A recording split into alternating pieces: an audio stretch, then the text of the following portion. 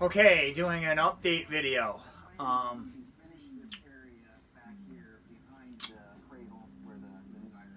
I've been sick for the past week and a half. Last week was brutal. Started on Monday, and I went home early from work, and I did not return until Saturday. I had a sinus infection along with a chest cold that turned into the flu. And I got my flu shot on top of it, believe it or not, and I still got the flu. I was bad at 103 temperature. It was not good. Not good. So I haven't gotten anything done. So now what I'm doing is did the reluctor wheel in my prior videos that you guys watching. I did put the reluctor wheel in the rear gear set of the 4L80E. That's in here. And no dice. It's still starting off in second gear. Me working at a dealership, I've been scouring service information and talking with TAC and a couple of different tranny builders I know. And whenever a 4L80E starts out in second gear and doesn't shift out of second gear, means that the transmission is in limp mode, and it could be 100 different things. So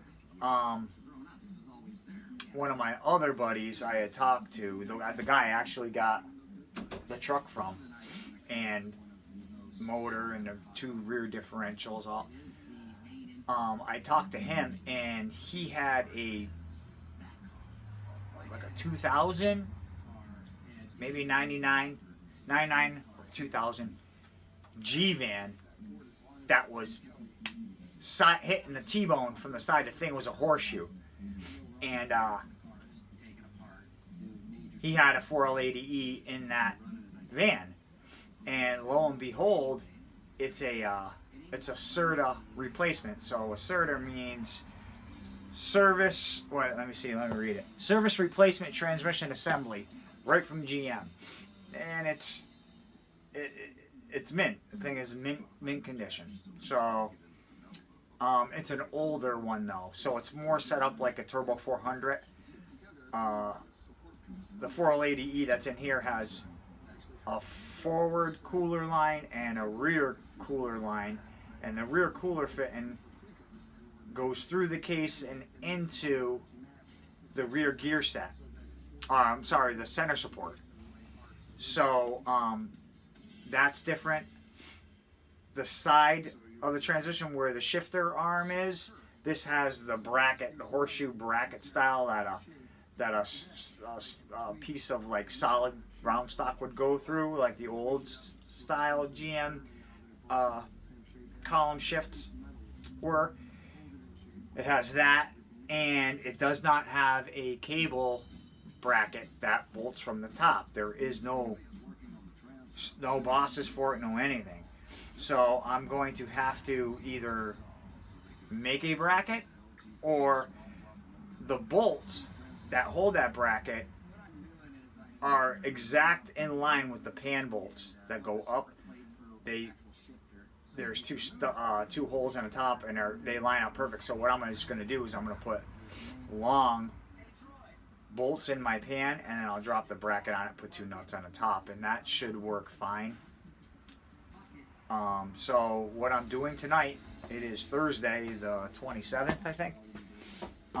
Tonight I had to do a little bit of things to the transmission before I start this. The cooler fittings, like I said, there has two cooler fittings that are up near the bell housing, like a Turbo 400 or a Turbo 350. Those have 5/16 brass fittings coming out, and the cooler lines on the newer ones are 3/8, so they're bigger.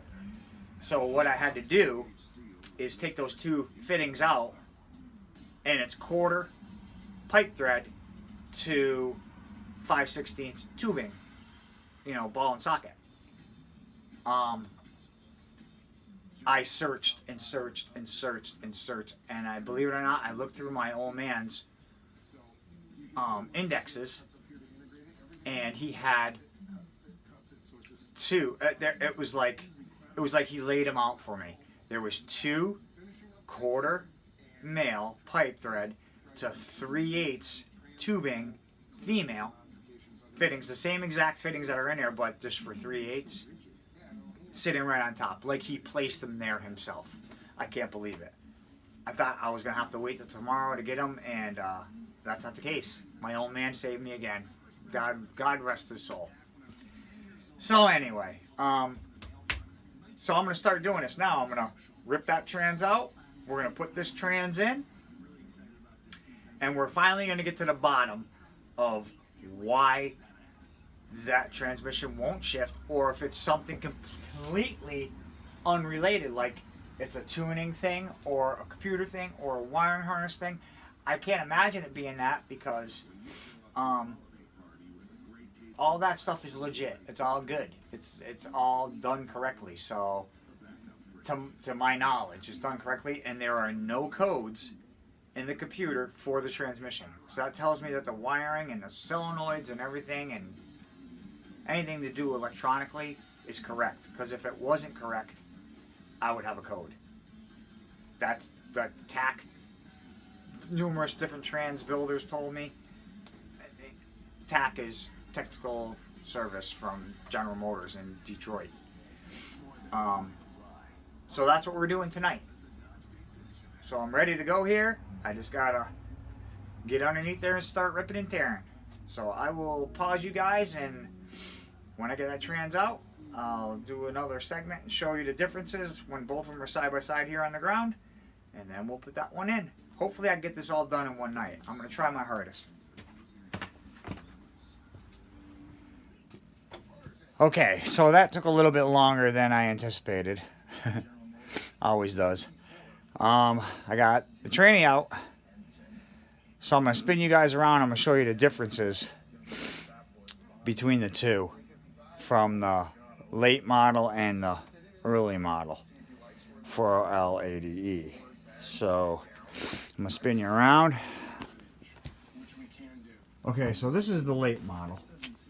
If you look at it, okay, on the side here, we have a lever. And this is our Prindle, our park, neutral, reverse, lights, all that stuff. And the ground to run this transmission, okay? And you come back here. Here's where our electrical connector is. If you notice, there's 2 bosses right here and here. These 2 bosses are what they hold the cable bracket for the shifter cable to come through, okay? Now, coming over to this side of the transmission, you have your front cooler line and you have your rear cooler line. This rear cooler line goes into the center support of the transmission. And that is pretty much it, other than a couple little bosses like over here. If you look right here, that's shaved off. If you look at, and I'm going to bring you over to the early model, which is here. If you look, this does not have the big electrical for your park, reverse, neutral lights. It does have a front speed sensor and a rear speed sensor, just like this. Front speed sensor, rear speed sensor.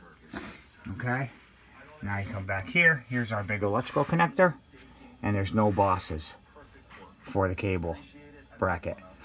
That is very easily taken care of because the pan bolts, which are right here and right here, those are identically the same. So you just put, you know, a long pan bolt in here and a couple spacers and drop your bracket on and put 2 nuts. So long bolts here to space them up about this high on both sides, a couple spacers, nuts, and the cable sorted. I do not know the size. It feels 10 millimeter.